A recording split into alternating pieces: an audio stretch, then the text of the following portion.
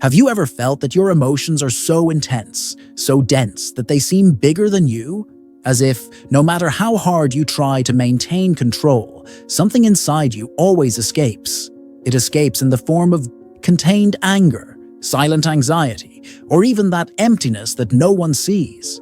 There is a deep, almost invisible misconception that we learn from an early age, that controlling emotions is the same as hiding them. But repressing is not the same as mastering them.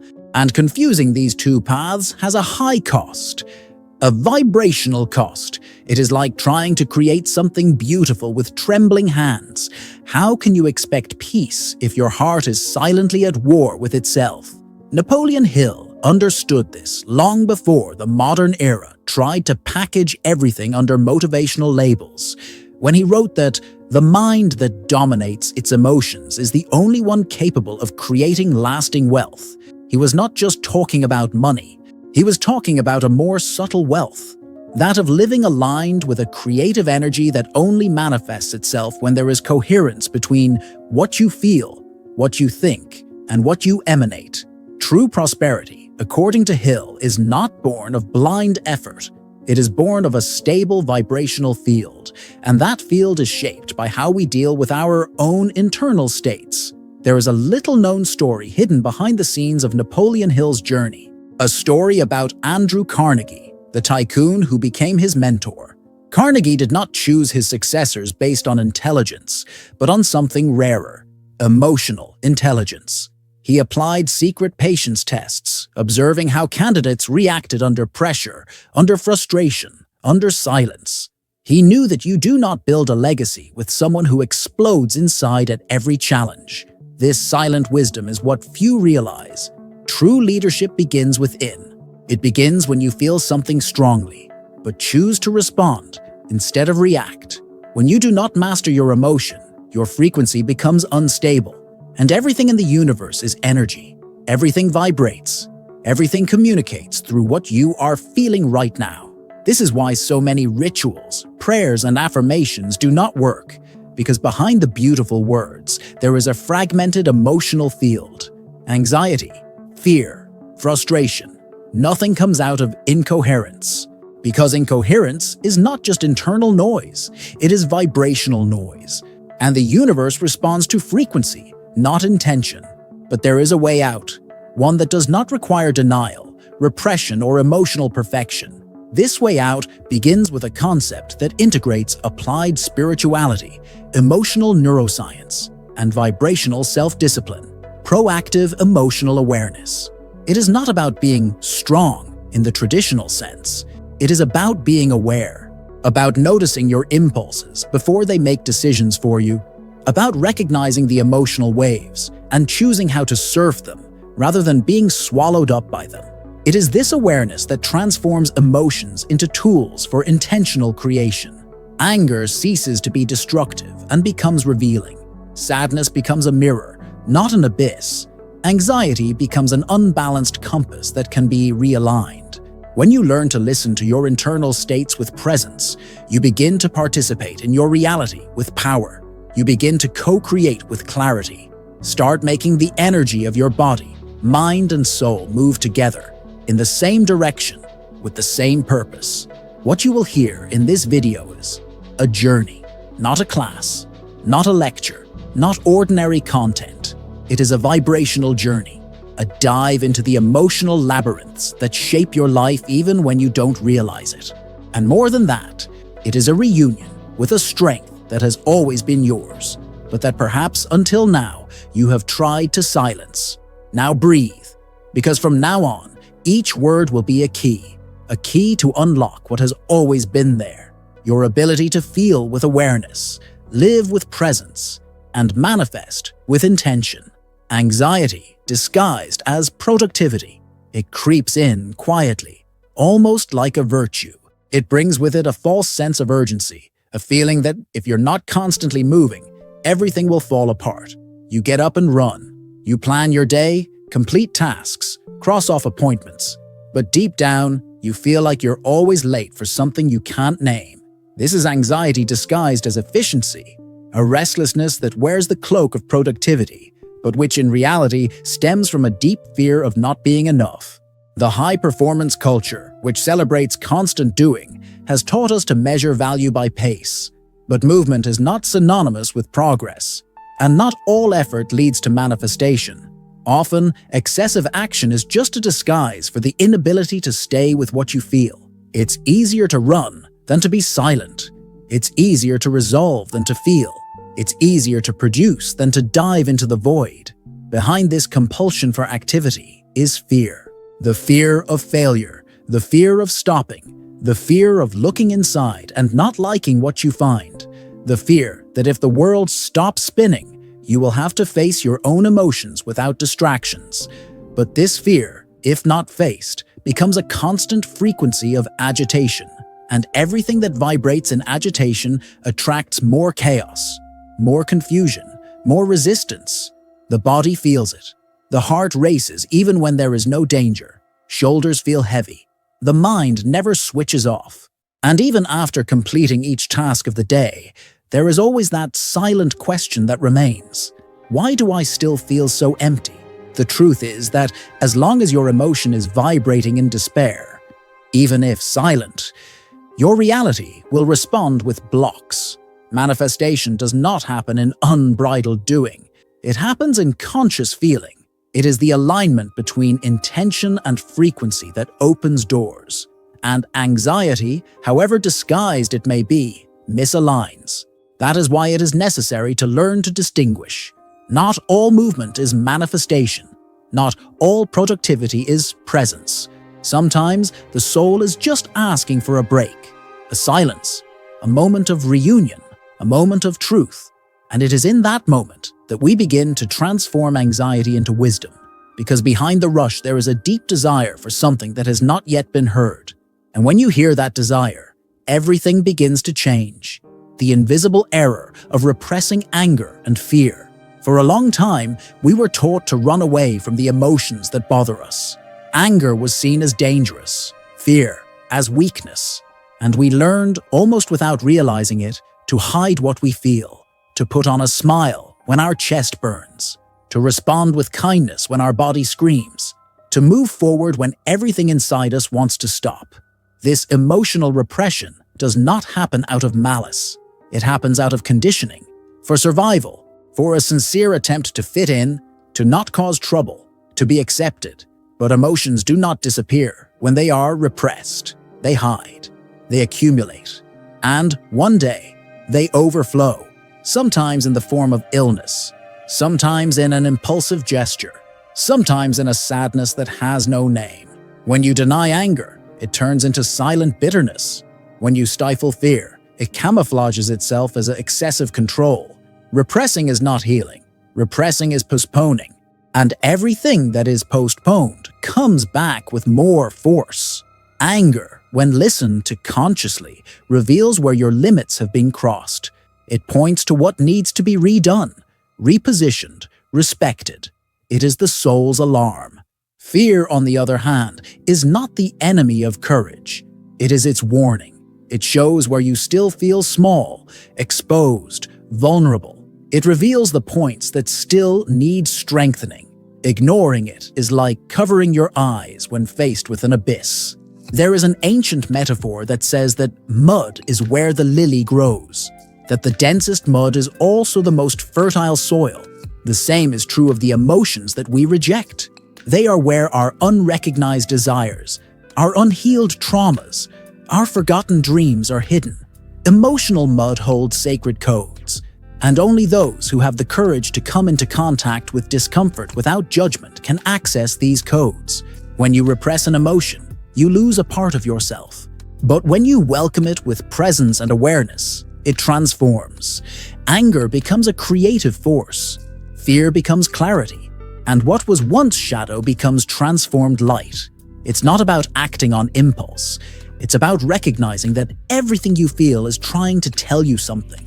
Everything, including the things you try hardest to avoid. The key is not to become immune to intense emotions.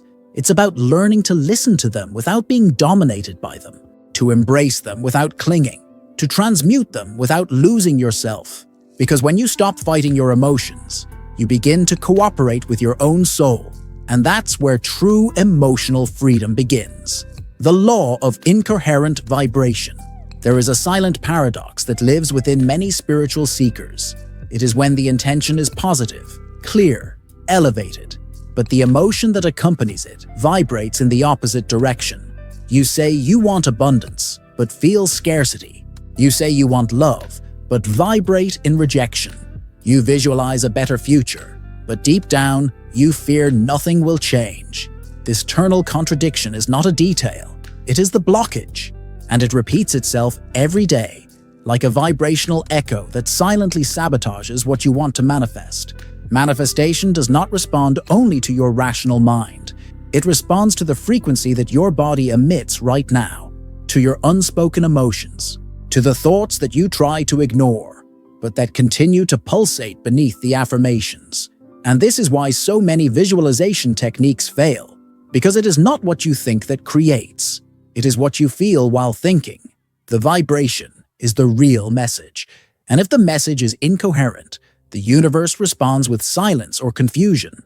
Joe Dispenza, studying human energy fields, describes this phenomenon with scientific precision. He speaks of the coherence between the heart and the brain. When there is harmony between what you feel and what you think, your electromagnetic field expands. Your energy is organized. Your frequency aligns. But when mind and emotion are at odds, noise is created, an unstable vibration that prevents reality from reorganizing itself in your favor. Emotional coherence does not mean feeling good all the time. It means being whole, feeling authentically, acting with presence, aligning intention with true emotion, because the universe understands vibration, not masks. It responds to the real field, not to the mentalized desire with disconnected emotion. Therefore, the deepest invitation is not to desire more. It is to desire truthfully, to look within and ask, what am I really feeling right now? Because often, behind a desire for change, there is fear of failure. Behind a goal, there is insecurity. Behind a spiritual search, there is desperation for control. And as long as these layers are not recognized, they will continue to interfere with the vibration. The real manifestation happens when you become a clean channel, a coherent channel, when what you think, feel, and do are in resonance, when your emotions do not contradict your intention, and this alignment begins in silence, in self-acceptance, in the space where you allow yourself to feel what is there, without judgment. Only then does the vibration stop being noise and become language, a language that the universe understands and responds to. The body as an emotional compass. There are times when you feel a tightness in your chest, tension in your shoulders, a persistent pain in the back of your neck, and you try to ignore it. You think it's just tiredness, stress, something physical. But the body is much more than a vehicle. It's a mirror, a vibrational transmitter, a silent compass that translates into sensations what the mind doesn't want to hear. Every physical discomfort, every subtle symptom, carries emotional information that cries out for attention. And when you learn to decode these signals, you begin to access deep layers of yourself that were hidden under the noise of routine. Many unspoken emotions are lodged in the body. Your throat is stuck from swallowed words. Your stomach is tense from decisions you can't digest. Your back hurts from responsibilities you carry without questioning.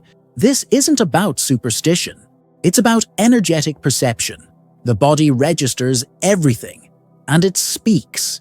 It speaks with sensations, with pulsations, with blockages. And this language needs to be listened to with presence, with respect, with openness. There is an ancient wisdom, and now confirmed by neuroscience, that says that unexpressed emotions accumulate in the nervous system. They create patterns, they shape postures, they interfere with breathing, and all of this alters your vibration. When the body is in constant discomfort, its frequency fragments. Your intuition gets confused, your vital energy is dispersed, and expressing from this state becomes a futile effort. But there is a way back. A path that begins with listening to what the body is telling you, not with judgment, but with curiosity. When you feel something strange in some part of your body, instead of resisting or automatically medicating, you can breathe and ask, "What is this trying to show me?" This question, asked in silence, opens a door to access old traumas, ignored desires, emotions frozen in time. This body listening is what we can call vibrational somatic analysis, a state of presence in which you reconnect with the subtle codes of your energy. And in this state, something begins to reorganize itself inside. The symptom ceases to be an enemy and becomes a guide. Discomfort becomes a map. And the body, previously seen only as an obstacle, becomes a sacred ally on your journey of awakening. The body never lies. It simply repeats, with silent precision, what the soul tries to say when it cannot find words. Listening to it is an act of love, an act of healing, a gesture of reconnection with the totality of your being. Because only those who vibrate in presence can manifest themselves clearly. And presence is, above all, listening to what is happening now, including within your body. Why controlling is not the same as containing. There is a subtle but profound difference between emotional control and conscious containment. And this difference has everything to do with what you vibrate, what you transmit, the energy that shapes your reality. Control, in the traditional sense, often means repressing. It means putting on a mask. It means trying to keep up appearances while something inside you stirs, struggles, hides. Containment, in the highest sense, is a gesture of presence. It is choosing to keep the energy in active silence, not out of fear, but out of awareness. It is transforming the intensity of emotion into creative stillness. Modern spirituality, in some circles, has distorted this understanding. It has created an idea that the spiritual being is always calm, always balanced, always above human emotions, as if feeling were a sign of weakness, as if emotion were a flaw on the path. But true self-mastery is not about nullifying emotions. It is about knowing how to inhabit them without being consumed by them. It is looking at the fire within and choosing not to extinguish it, but to channel it. This distortion has given rise to a kind of poorly understood Stoic spirituality, a spirituality that teaches us to swallow everything, to remain silent forever, to disguise ourselves forever. But there is a cost to living this way. The cost is disconnection, the distancing from your authentic center. When you try to fit into an artificial idea of balance, you lose the truth of your experience. And without truth, there is no real vibration. And without real vibration, there is no conscious manifestation. Containment, in the wise sense, is different. It is when you feel the anger and do not vent it on someone else. But you do not hide it either. You breathe it. You listen to it. You transform it. You acknowledge the fear. But you do not become paralyzed by it. You embrace it. You learn from it. And only then do you respond to life with emotional integrity. This is vibrational containment. It is energetic maturity. It is spirituality embodied, lived in the body, in the emotions, in the soul. Napoleon Hill understood this clearly. His proposal for emotional self-mastery was not a denial of emotions. It was an invitation to internal alchemy. He knew that the greatest defeats come from unobserved impulses, from automatic reactions, from emotions that, when ignored, make decisions for us. And that is why restraining with awareness is an act of creation. When you hold back the word that would destroy, when you pause before the thoughtless gesture, when you feel deeply but choose to vibrate differently, at that moment, something is reconfigured within. You stop being a hostage to the external, and you become master of your internal field. Restraint is not rigidity. It is art. It is presence. It is a force that does not shout, but transforms, that does not show off, but creates. And it is in this space of conscious silence that the miracle begins to form, not through repression, but through wisdom, through vibrational choice, through love for yourself and for what you are building. Not with effort, but with intention. The link between emotional discipline and prosperity. There is an invisible but powerful connection between the way you deal with your emotions and the quality of reality you are able to manifest. True prosperity is not born solely from hard work, nor from rational intelligence, nor from ready-made formulas for success. It is born from an internal state that can sustain high energy even when life seems to be falling apart on the outside. This state does not come naturally to most people. It is cultivated, it is trained, and it is directly linked to emotional discipline, not as rigidity, but as vibrational consistency. Napoleon Hill was one of the first to translate this into words that have spanned generations. He said that all fortune begins with a burning desire. But what few understand is that this desire by itself is not enough. It needs to be kept alive in the face of uncertainty. It needs to be nurtured even in days of doubt. It needs to resist the temptation to give up when the path becomes narrow.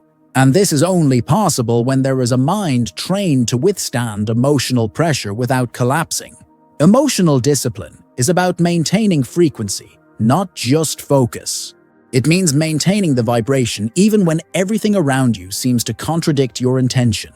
It means continuing to believe with your body, not just your mind, because it is in the body that manifestation vibrates. It is there that energy condenses, stabilizes, and becomes a magnetic field. And this field, when maintained with coherence, begins to attract compatible realities. But this discipline is not something that is imposed with force. It is born from the commitment to your purpose, from the love for what you want to build, from the understanding that each uncontrolled emotion can divert the course, and each transmuted emotion can open a new path. It is not about forcing yourself to feel positive all the time. It is about not abandoning your frequency whenever reality challenges your faith. The prosperity that lasts is that which is sustained by a stable vibration. And emotional stability does not mean not feeling. It means feeling and not collapsing. It means observing without being swallowed up. It means, above all, knowing how to choose the vibrational response that keeps you connected with what you want to create. Napoleon Hill did not only talk about external wealth. He spoke of an inner force that magnetizes the world, a force that is born of discipline, but not the discipline of external control. Rather, it is the discipline of keeping your energy aligned, even in the midst of chaos. This is true prosperity, the kind that does not depend on what happens, but on what vibrates within you, the kind that resists time, oscillations, and temporary losses, the kind that flourishes where others merely react. Because you are not just trying to prosper, you are learning to be the source of prosperity itself. And this begins with the way you feel, respond, and vibrate, always, even when no one sees it, even when only you know the effort you're making to remain whole. And this silent, vibrational effort is what transforms desires into reality. Dopamine as a saboteur of intuition. We live in an era in which we are constantly stimulated. Notifications, social networks, goals, comparisons, instant promises. All of this generates an almost uninterrupted discharge of dopamine, the neurotransmitter that drives us, but also makes us addicted. And the more we seek quick peaks of pleasure, the more our intuitive sensitivity weakens. Because intuition doesn't shout, it whispers. And to hear the whisper, silence is needed. It needs space. It needs a body and mind that are not intoxicated by unbridled stimuli. Dopamine, in excess, makes us chase after small rewards, even if they have no real meaning. It distracts us from the essential, and this distraction has a very high vibrational price. When you get used to seeking immediate gratification, you lose the ability to sustain deeper and more lasting vibrations. You lose the connection with the inner voice that guides, alerts, and directs. And without this voice, we begin to lose ourselves in impulsive decisions, other people's desires, and paths that are not ours.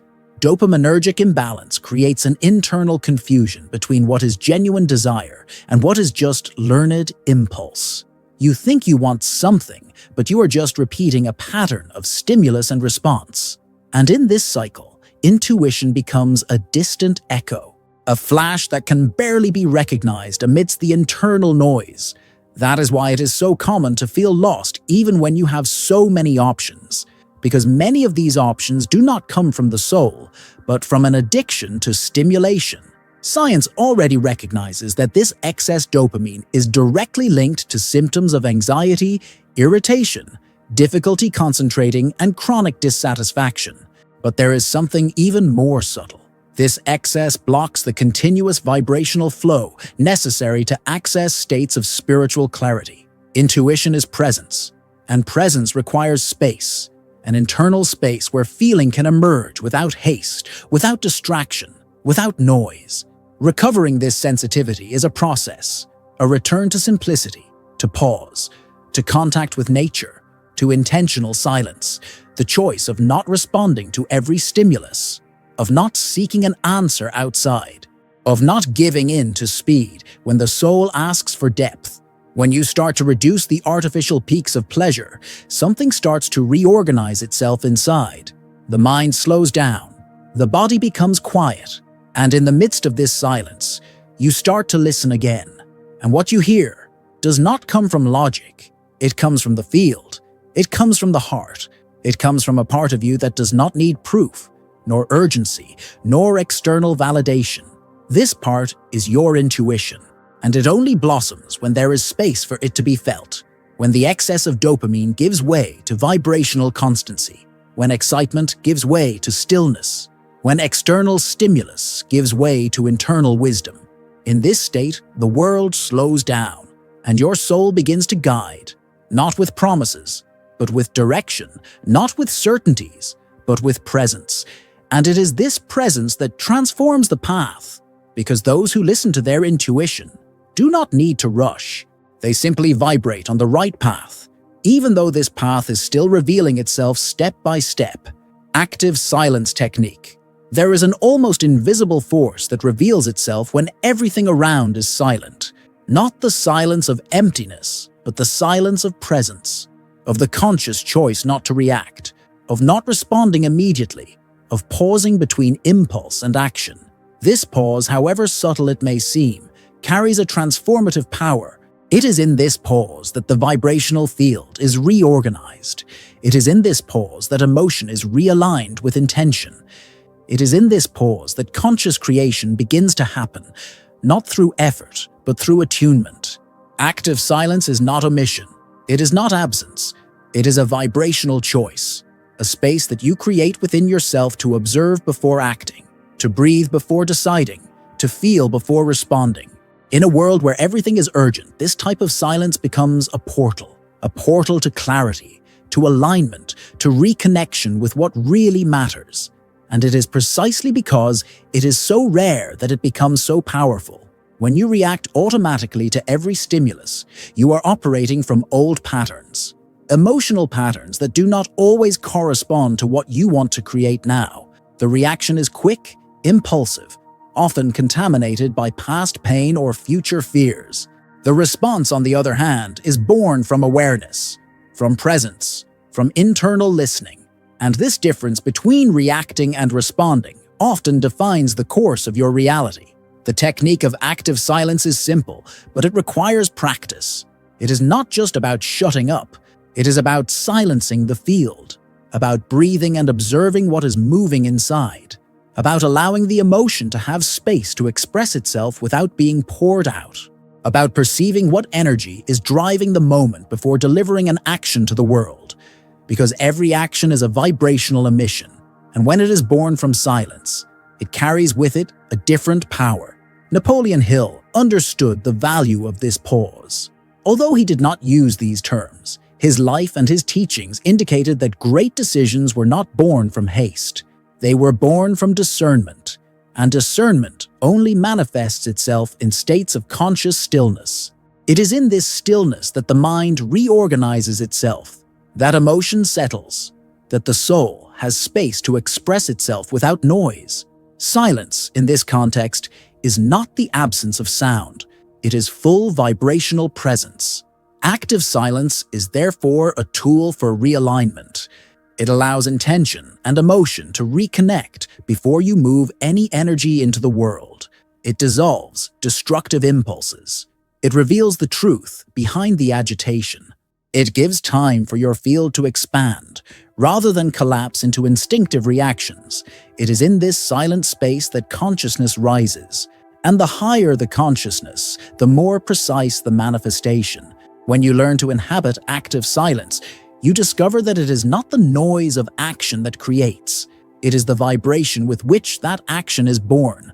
And no vibration is more aligned than that which emerges from conscious silence, where time slows down, where the body listens, where the soul responds, where everything begins to make sense, without needing to be explained, just felt and lived, in presence, in intention, in truth, the field of emotional coherence.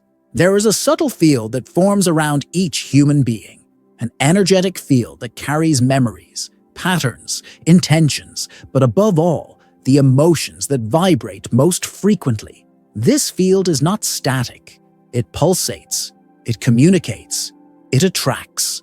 And everything that reaches you in some way is in resonance with what this field is emitting. Emotional coherence is the state in which this field vibrates in harmony with what you desire, with what you believe, with what you truly feel. When there is coherence, there is clarity, there is direction, there is manifestation. But when the emotion is misaligned with the intention, the field fragments. It is as if you were trying to play a song on an out-of-tune instrument. The melody does not come out as it should. The sound is strange, confused, disconnected, and no matter how hard you try, until the tuning occurs, the result will not be harmonious. The same is true with the vibrational field. The intention is the score, emotion is the sound, and coherence is the alignment between the two. Elevated emotions, when sustained consistently, have the power to reprogram the subconscious. They create a favorable, internal environment for new possibilities to come closer. It is not about feeling happy all the time, but about cultivating emotions that are in tune with what you want to experience. Emotions such as gratitude, presence, trust, surrender. Each of these emotions adjusts your frequency, refines your vibration, strengthens your field, but it takes consistency. Because the universe does not respond to isolated peaks. It responds to the pattern, to what you vibrate every day, in small decisions, in daily reactions, in silent thoughts. Therefore, emotional coherence is not a momentary effort. It is an ongoing choice, an embodied spiritual practice, a silent ritual that you do with yourself, over and over again until it becomes natural, until it becomes you. Imagine your energy field as an instrument tuner. It notices what is out of tune and adjusts it, slowly, patiently, and lovingly. Each time you choose to return to center, even after becoming unbalanced, this field organizes itself. Each time you pause to breathe before reacting, it strengthens. Each time you align with an emotion that supports your vision of the future, it expands. It is this coherent field that begins to attract new realities, not through effort, but through compatibility, because you do not attract what you desire intellectually. You attract what vibrates consistently within you. And the more aware you become of your emotional vibration, the more power you have over your reality. Not a power of control, but a power of creation. A silent, firm, loving power.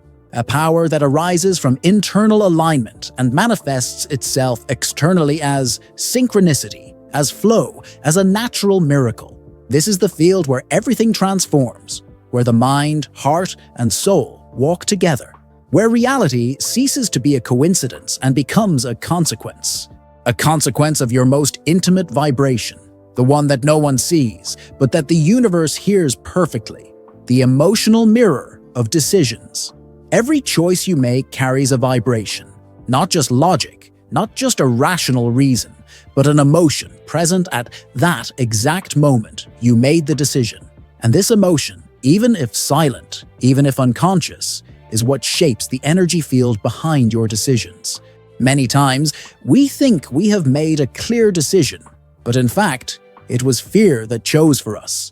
Other times, we believe we are being rational, but it was need, haste, resentment that led to the gesture. And this is precisely why many paths, even seemingly correct ones, end in frustration, because they were born from a misaligned vibration. Emotions are lenses. They distort or reveal, depending on their quality. A decision made in a state of anxiety carries the energy of urgency, scarcity, doubt, and this energy infiltrates the process, the results, the developments. What began as an attempt to resolve often ends as a repetition of the same vibrational cycle. A choice made in a state of presence, clarity, and trust becomes a seed that blooms with ease. Even if the path is not immediate, the frequency with which it was started determines everything. Many people carry a persistent feeling that they are always returning to the same point, that they are always tripping over the same stone, that relationships repeat themselves, that failures repeat themselves, that frustrations return in new forms. But what repeats itself is not the world. It is the emotion with which one chooses. It is the vibrational field that remains. And until this field is seen, recognized, transformed, it will continue to create the same outcomes with different characters. Observing the emotional mirror of your decisions is an act of spiritual courage. It is looking at the past, not with guilt, but with clarity. It is asking, with sincerity, what was I feeling when I chose that? Not to condemn yourself, but to understand the pattern, because only what is recognized can be realigned. And when you start to map out the emotions that were behind your choices, you also start to regain your power, the power to make conscious decisions, to act with presence, to vibrate before acting. This awareness changes everything, because you stop being pushed by emotions, and you start to use them as compasses, as messages, as vibrational guidance. Emotion stops being the enemy of reason and becomes your ally in conscious manifestation. It becomes part of the creative process, and no longer an invisible interference. Every decision is a door, but it is the emotion with which you turn the doorknob that determines what you will find on the other side. And when this emotion comes from an aligned, present, integral state, what is revealed is always truer, lighter, more compatible with who you are becoming. Mastering emotions is not about repressing them. It is about redirecting creative energy. As we move towards the end of this journey, one truth begins to stand out even more clearly, that controlling emotions does not mean stifling them, and much less ignoring them. True emotional mastery is an art, a spiritual art, a vibrational art, an ability to look within and realize that every intense emotion carries at its root a creative power waiting to be redirected. Emotion is energy, and energy cannot be destroyed, but it can and should be transmuted. Anger, when welcomed, becomes purposeful action. Fear, when understood, becomes refined intuition. Sadness, when listened to, transforms into creative sensitivity. It all depends on how you choose to vibrate in the face of what you feel, because what you feel does not define who you are, but the way you vibrate these emotions shapes the life you experience. Napoleon Hill used the image of a red-hot iron. He said that just as iron needs to pass through fire to become a sword, human beings also need to learn to pass through their most ardent emotions to become instruments of a higher purpose.